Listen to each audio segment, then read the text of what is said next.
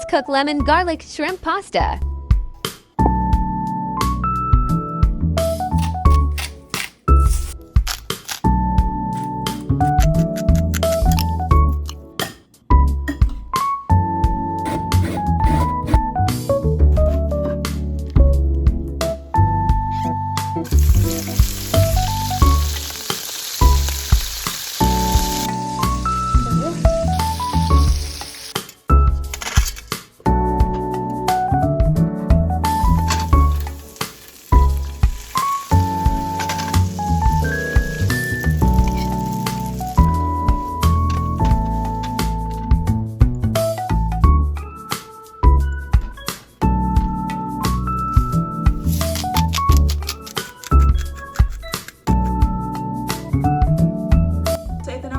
Luto na po yung ating lemon garlic shrimp pasta. Ayan.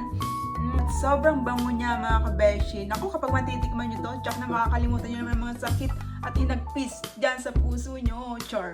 So, kain. Tikiman time. Hipon.